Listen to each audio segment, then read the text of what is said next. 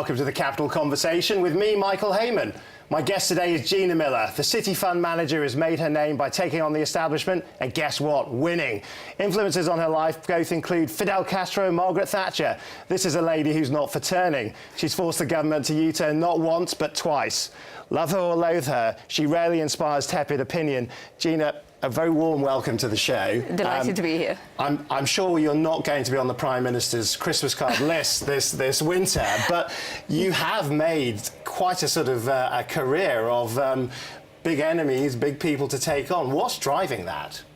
I think if you are very passionate about something and you feel that your voice needs to be heard and you need to stand up, then you will make enemies, because the status quo is somewhere where people look at each other and don't like anyone who rocks the boat. And in a way, I tick all the boxes for getting people cross. A woman, supposedly an immigrant, but I'm not. I mean, I'm British. I was born British. But all the things that could make people very cross. Because I think we're in a time where many people don't bother to look at the detail. Right. Now, we'll get on to the detail, because let's sort of start with the campaign where you've received most of your fame or notoriety, depending on your point of view, Brexit. Yes. In terms of where we are at now, in terms of you look at the price that you've paid both personally and in the press and in public, and in terms of the really the sort of the criticisms that you've received. Has it been a price worth paying? Oh, absolutely. If I bothered about what people thought about me, I would never do the things I do or speak up.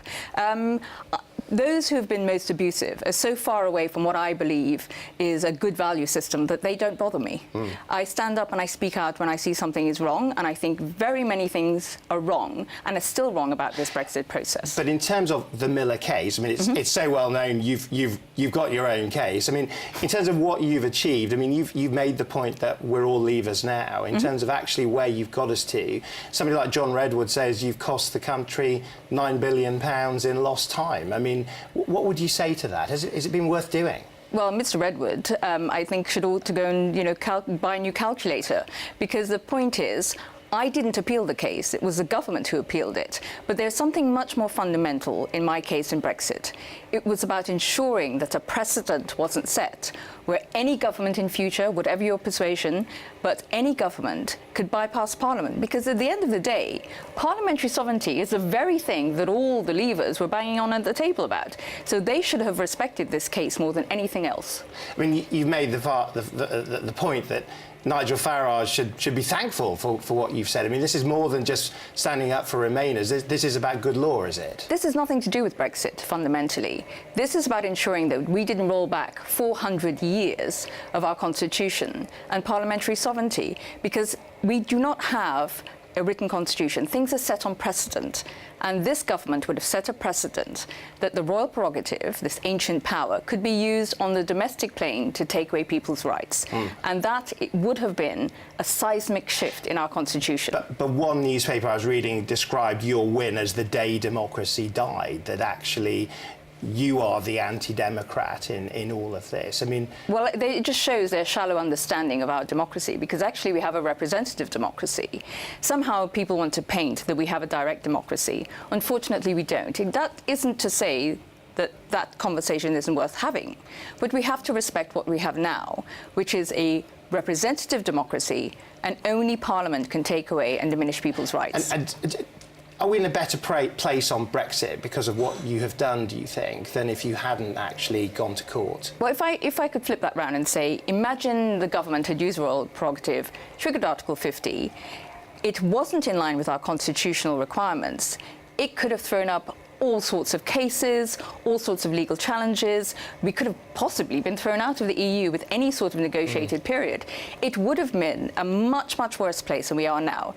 Basically, my case made sure it was done legally. But here we are, you're at the other side of that court case. You've said in your own words that it's left you as the most hated woman in Britain. I mean, is that just like water off a duck's back, or are there bigger issues? I mean, some very, very nasty things have been said, both by people that you might expect differently from, and indeed, of course, trolls and social media and the like. I think there's two different things there. There are some people who really are being intellectually dishonest in their criticisms of me, because if they felt that what I was doing was so wrong, they should actually come up with the detail in the case, and they haven't. They haven't attacked the substance. They've attacked me as an individual, which has always taught me that if someone really can't criticize the substance, then you're right. But you've made the point that people are frightened to be associated with you. I mean, this is more than just the sort of the knockabout of day-to-day debate. There's something more. Is there something more insidious here? No, something has shifted with Brexit, and it isn't because I believe in any way, shape, or form that people did it to be aggressive or to be discriminatory. People voted for whatever way they voted because they believed it was the best for their families and themselves. But it unlocked something. It allowed people who were possibly a very small minutiae of society to be very vocal, and it's given them permission to behave in a certain way. Because you've been subjected to much more than just your opinions. This is about race and sex and all these issues. I mean, just to sort of quote Rodri Phillips, the 4th Viscount St David's, who basically said on Facebook that £5,000 for the first person to actually accidentally run over this bloody troublesome first-generation immigrant. I mean, this must be horrific for you and your family, is it not? This is a British peer. It is horrific, but it's shown me that it's even more vital that I speak up, because there are so many other people, apart from those hateful letters and messages. I get lots of messages and emails from people who are experiencing very uncomfortable behaviour in the UK, and so we have to speak up about it. Now, I suppose it's a good job that you are a self-proclaimed fighter. You've said that it's in my nature, it's what I do, and one could argue that you've not stopped at Brexit, you've moved on to the DUP, even a breast cancer charity that I was reading about. Is there, shouldn't Brexit just have been the campaign of your life, or actually are you looking for causes to fight for? No, I appreciate that the case brought me to the fore, but it by no means defines me. I've been a fighter against everything I've come up against in my career, in my spare time. Anything that I've seen that I believe is wrong, I'll speak up about. But you often see the common denominator, it would appear, is the establishment. People that seem to hold power. What does the establishment mean to you? Well, I've always been very passionate about responsibility, and I think when people rise to positions of power, they should be responsible. And too many of our examples of people who've risen to power are not responsible. In fact, they can do harm rather than good. And as a conscious capitalist, I've always believed you should give back to the society that affords your success. But are you a member of the establishment? Would you see yourself as being an outsider to that? I mean, you've spoken about loving England but never felt like you belong, but you are No, I've never said that. That was in the Guardian piece. Yes, exactly. Yes. But that's something that I never said I didn't feel I belong. I mean, that is so ridiculous. I love this country and I do belong here. This is where I've been since I was 10 years old. But the establishment maybe hasn't taken me on board because I'm an uncomfortable person to be around, because I do speak my mind. Would you like to be a part of it? Is it something... No, I think being independent is a very liberating place to be. Whereas if you are part of a club, part of an establishment, if you are not able to be totally independent, then you have to toe the line, and I'm never going to be that person. So you've ruled out frontline politics. Yes. I was reading. Would you take, for example, if you were awarded an honour, would you accept that? I mean, is that being on the? Do you have to be on the outside to look in, or can you be a part of this establishment that you take on? I think I would take everything that is presented to me on its own merit, and I would never say yes or no. I mean, there are some things that I feel very uncomfortable about, but I think something that would, if you like, hamper my voice is something I would turn down. Right. Can I read you this quote? That if your friends don't like it when you have a different opinion, don't change what you think, change your friends. That almost sounds Gina Miller-esque, but it's actually Katie Hopkins, the sort of the scourge of LBC and maligned by millions. I mean, some people see you as a kind of liberal elite version of that shock jock in terms of, you're just going to say what you think, come what may. No, it's not. I'm very considered in what I say, and I choose my battles. I'm not interested in just making noise for the sake of making noise. And this whole idea of it being an elite, the flip side of that message is don't work hard. Don't be successful. Don't make your own money, because then you no longer have a voice. You then no longer have a right to speak up. That is a terrible lesson for us to be giving our children and our society. If you are successful and you enter this supposed elite club, You must be responsible with your behaviour, and that's all I'm doing. And so how do you keep true to yourself in that environment? I mean, you're doing something that presumably others aren't. What's your sort of lesson to self? It's a simple pillow test. I listen in the quiet as I go to sleep at night to my head and my heart. And if I think I'm being honest and true, then I don't have to worry about anybody else. Now, Gina, we're going to have to take a short break, actually, and we're going to be right back to go a little bit deeper into your own story, where it all started, the attention you received, and also the lessons that you've learned. We're going to be right back. Stay right with us.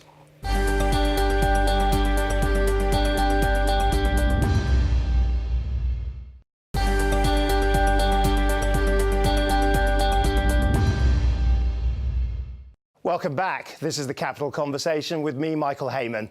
My guest today is the investor and campaigner Gina Miller. Now, Gina, before the break, we spoke a lot about Brexit, but you started in a very different part of the world in terms of the fund management and investment management industry, and you sought to bring more transparency into it. When you look at the city today, in terms of where it is, how good is it? Well, not an awful lot has changed, unfortunately, since the financial crisis in 2008 and 2009. But there is a shift, and transparency is starting to enter the sector. But when it comes to pensions and investments in particular, one of the biggest problems has been around fee transparency and the rip-offs that have happened. And that will change next year, partly due to the campaigning work that I've done and directives that will come in next year. But the industry itself has to understand its place in society. There is actually a social need for people to save and to put away money for a rainy day, because the public purse will never be able to fund the ageing of our population. So therefore, the industry itself needs to behave better. And that's one of the things I'd like to see, is more of a cultural shift. Well, talking of good behaviour, I mean, you've encountered sexism and racism on the front line. I was reading about how you were described as the Black Widow spider. I mean, wrong on ever so many levels. On so many levels. But if you had the ability to talk directly to the people that actually made those comments today, I mean, have things changed there, or are they still, would they still be receiving the same sort of, I guess, sort of ability to be hidden from this, their own comments? I make a point of going that extra mile and talking to the people who disagree with me. And the people who made that comment, I deliberately went at a particular event and spoke with them. Because I think if you don't, then you just confirm their prejudices. And I think it's important that we confront and we talk and we understand somebody else's point of view. And I have always said that the work I've done to try and bring greater transparency and reform in the city is to ensure that it's better fit for purpose. But if you were a young Gina Miller going into the city now, for the first time, would it be a better place than the one you went into when you originally started working there? It's slightly changed, but unfortunately, this whole sort of lip service to inclusion and equality is very much lip service, because unfortunately, some of the women that are put up as examples, in my view, have actually been just from the same background, same public school, so we haven't really created a diversity of mindset and diversity of upbringing. So what could they do? What would be the next chapter of change? I think it's really important that the city, not just the city, but across different professions, that they really embrace the idea of unconscious bias and the fact that it is operating, and see how we can sort of chip away at that, so that HR departments, infrastructure, this isn't just a simple solution. It will take time, but we're nowhere near there. And yet you remain a great optimist. I mean, you are a great campaigner for business as a force for good, a force for change. When you look at the London landscape in particular, how good is London as a place for great businesses? I think in London what we've got a new generation of entrepreneurs, especially in the tech industry, who are far more socially minded. But I think we also have businesses who have got to understand that if you look back at Victorian times, that Britain was the place of philanthropists. It was the birthplace of conscious capitalism. And we've got to get back to that. And we're getting there, but we haven't quite got there yet. But it feels like you're looking at the bastions of the city, EC1. This is not about Shoreditch, this is about traditional I think the traditional businesses have played lip service. but there is still more to do. And the problem is that there are many people at the top who are just waiting for their gold watch and the retirement and leaving it to somebody else. Actually, you have to grab the responsibility of your position and ensure that you leave a legacy that's a positive one, rather than just treading water. Now, let's move on. You're writing a book. You are called Rise, I believe, based on a Maya Angelou poem. Yes. I mean, tell us a little bit about why you've done it, who you've written it for, who you're in the process of writing it for. Well, I've been approached by quite a lot of people to write books, and it was very much about Brexit. And I didn't want to do a book about Brexit, and I didn't want to do a book about my case. But what I have been getting is lots of wonderful letters from young women and young men, not just women, saying, how are you? Can you help us, because we don't know how to use our voice? And that's what I'm hoping I can do, is just to do some lessons and dip into some of the experiences and failures, actually, of my life, because I don't think successful people talk about their failures enough. So this will be a book for wannabe campaigners, will it? People that want to change their lives, or...? I think more what I'd say, to find out how to be comfortable in who you are and to be happy and to use your voice to really change the world. Now, this book has received a lot of attention. I mean, it went up for auction in terms of the rights to the book. In terms of actually what happened there, has it been a very successful deal for you? Well, I wouldn't know, because I've never done a deal before, so I wouldn't know. But what I wanted to be very careful in who I chose as a publisher and the team around it, because I didn't want it to be purely commercial. I wanted to have a reason and a sense of being. It's not about how much we sell. It's about, even if there was one person who picked it up, who I felt that I was able to be inspired by it, then that would be enough for me. But David Cameron obviously received a sort of telephone digit-sized no, advice. we're not, I'm nowhere near. I'm just me, so no, it's nothing like that. Now, when I read the stories about you, there are three themes that I think seem to come out: resilience, strength, and defiance. Is there a softer side as well, or are those the key pillars of the Gina Miller story? I think the things that I find very difficult is to say no. I want to help everyone, and I think that's something that's very difficult. You have to learn to manage, because it is impossible. You need to look after yourself as well. So that's something I think is a weakness from my point of view. And on top of that, there are other parts about your life that I'd like to dip into. I mean, I've read that you only sleep 4 hours a night and that you're a cigar smoker. No, well, I do only sleep about 4 hours a night, and it's not something, I'm just that way. I've always been that way. You know, I'd stay awake as a child and wonder about the world and every question about everything. So I think that's just the way I am. And yes, no, I do like the odd cigar, yes. Well, you grew up in what you described as a very privileged home where you talked about politics. In terms of an understanding of the Gina Miller we meet today, tell us a little bit about how that background prepared you for life. I think both my parents were influential in different ways. My father had a very strong sense of what was right or wrong, and the fact that we had to look after our fellow man. And my mother was very much about, don't take your life for granted, because it could be gone tomorrow. So we need to earn every part of everything we have. Do you think they'd be proud of what you've achieved in terms of holding the mighty to account? I hope they would be. My father died, so he, you know, I think he always knew that I was his daughter, and that I would stand up somewhere. And he had very much the same faults that I do. He was seen as being far too soft in some ways. And my mother was just, my mother was strong. She's used too soft. That's... No, that's funny. No, because I mean, that's a part of me that I've always cared, and I always would care. Right. But then I would always be bold and stand up. And if you knock me down, I'll stand up again. Square the circle of Fidel Castro and growing up smelling his cigar smoke and early sort of adoration of Margaret Thatcher. How does that sort of circle square in terms of two people that might be perceived as extreme? Is there something extreme in your personality? I don't think it's extreme. I admire people who are passionate and will dedicate themselves to something they believe in. And those are two individuals who did, but I have many examples of people I admire who've done that, even those I don't necessarily agree with. And I mean, Fidel Castro, presumably a great figure to have met. Great figure, but I was very young at the time. Depending on your point of view, of course. And I've been privileged to meet many great people, but actually every day in my life I meet great people. So give us a sense of what you're going to do with that. What's next? Who's next in your sights? Who should be quivering watching this interview? No, but I've always done it. From the day I was born, I can't remember being any different, and I will carry on just being myself. And if I see something that I think it deserves to be outed, I will out it.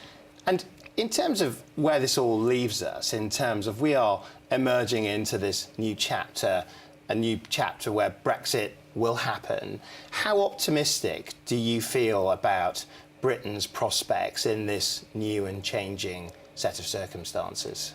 I'm not as optimistic as I would be, because I think the way it's being delivered by our politicians is actually shameful, because they're putting themselves before the country. And all we have to do is try and get the best deal, because our country is not a thing. There are people, real people, young, old, are going to be affected by this. And that I am distressed that people are being forgotten in all of this. Is it irreversible, the work that they're doing, or is there still time to make it good, do you think? I would worry that if we get to the end of this year and we haven't made significant progress and we've run out of time, and the only logical thing would be for us to extend the 2-year period, because you can't undo 44 years in 10 months. Gina, we're going to have to leave it there. Thank you very much for coming onto the show and giving us some amazing insights into the life of a campaigner. Well, that's it for this week. It's all we have time for. Now, we've had the lot, from Brexit battles to triumphing against the odds. It's the story of today's entrepreneur. When others say no, they say yes, we can. And yes, we'll be back with more stories from the front line of business when we return for the next edition of the Capital Conversation. See you then.